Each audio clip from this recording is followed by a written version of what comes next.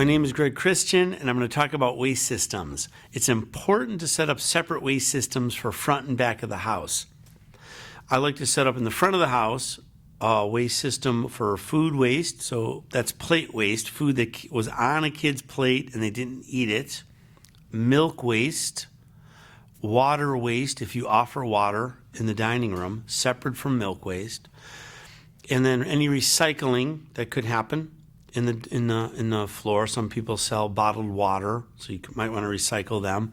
And then true trash, right? If you're using plastic forks, compostable trays that you're not composting would be under true trash.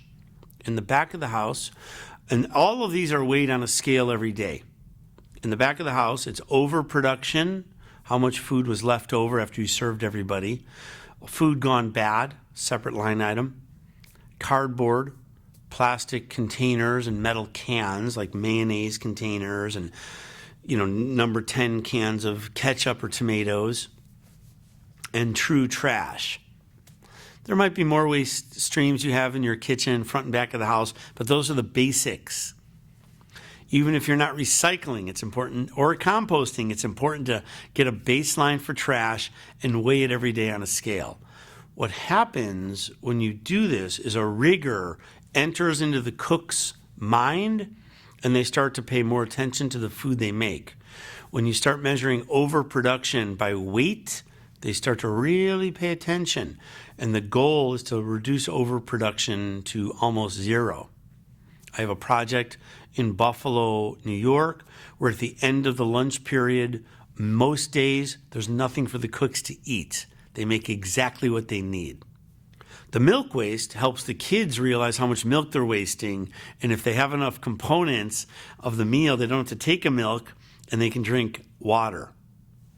So on a project recently, the baseline for milk waste was over 50 pounds of milk, over 320 half pints of milk a day, which paced out on this location, because they paid 44 cents a half pint of milk, they were wasting $25,000 in milk a year in one cafeteria.